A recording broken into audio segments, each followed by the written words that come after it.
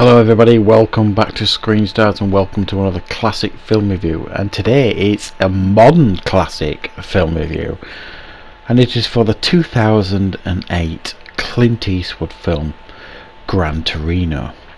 Clint Eastwood directed this film and also starred in this film. Now, this is one of my all-time favourite Clint Eastwood films, and it focuses on his character Walt Kowalski, who is a grizzled, disgruntled Korean War veteran who sets out to reform his neighbour, basically, Tao, who basically at the beginning of the film, his initiation into the local gang is to steal Walt's car, a 1972 Gran Torino. It doesn't go well. Walt catches him, and then to pay his debt back to Walt, his family basically make him go and work for Walt, and this bond starts to develop between these two characters, and also there is a bond that develops between Walt's character and his Hung neighbours, if you like, his Asian neighbours, who is no one's more surprised than Walt, really, because he's really such a grizzled, disgruntled, miserable old sod at the beginning of the film. You don't really think there's really much hope for him. However, he takes this young teenager under his wing, and also his sister, who he also protects throughout this film, until it comes to a violent head near the end of the film, where Clint Eastwood has to confront the local gang who are making his neighbour's life a living hell. So that's the basic premise of the story here. I'm not sure how much more I can compliment this film, other than to say, so far into his career, I think this is one of Clint Eastwood's greatest performances. And as far as box office returns, this is his most commercially successful film ever in the US and in the UK.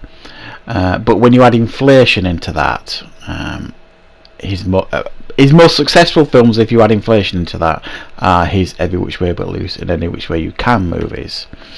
But without adding inflation, this was a commercial hit. It was a smash hit at the box office.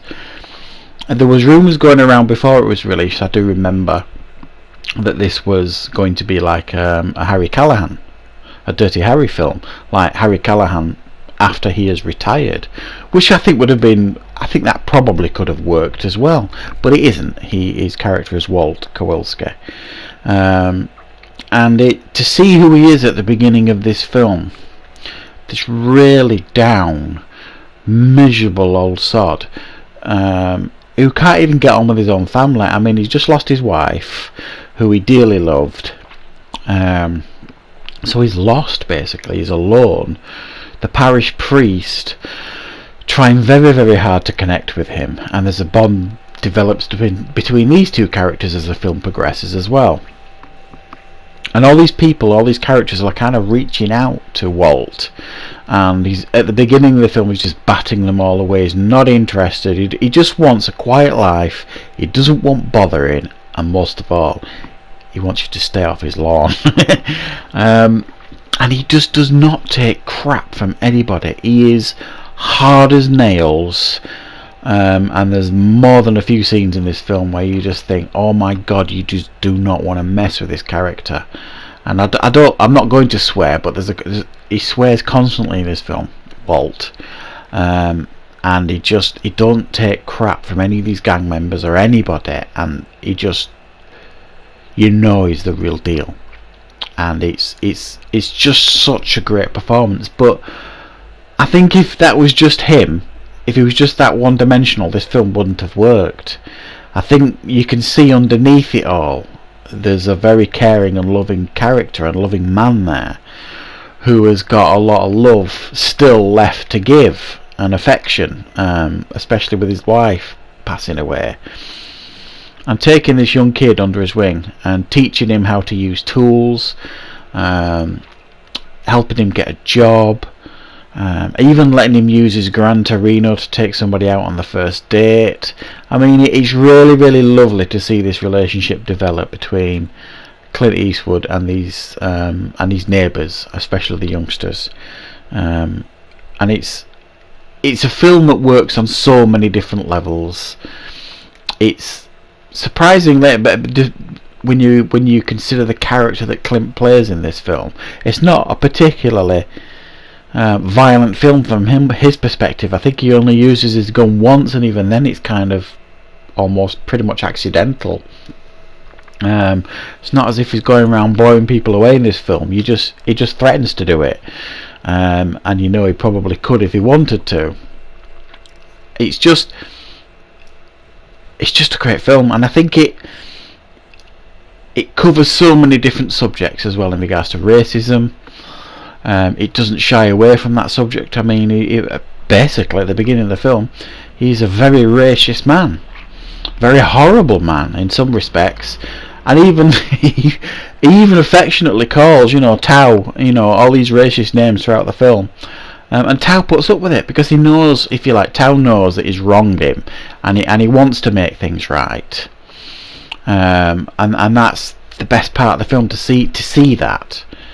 But there are some very hard-hitting scenes here. There's a scene where the family is attacked, especially the daughter, Sue.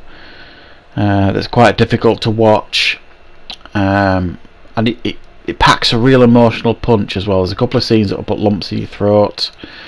The scenes where Clint's talking about what he did in Korea, when he's talking to Tao about what he did in Korea,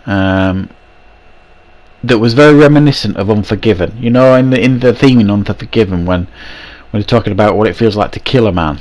They broach that subject again here, and Walt broaches that subject with Tao, because there's something happens to his family and he wants revenge, and he wants Walt to help him, and Walt basically explains to him what it feels like to kill a man, and he doesn't want anything to do with it. And it's a very hard-hitting scene. There's a lot of hard-hitting scenes in this film, and I just think it's easily one of Clint Eastwood's best. I think as well, I do remember at the time, I think it was said that this was going to be his last on-screen performance, and that's not turned out to be the case. I think he's been on screen 2 or 3 times since, most recently in The Mule. However, it would have been a perfect film to finish on, but I'm happy to see Clint in front and behind the camera as often as I possibly can. So it's a very, very strong 9 out of 10. Definitely one to watch if you've never seen Gran Torino, and I know Clint fans out there will certainly love this one as much as me. So I hope you enjoyed this modern classic film review. Thank you very much for watching. I will see you back with more content on Screen Stars very, very soon.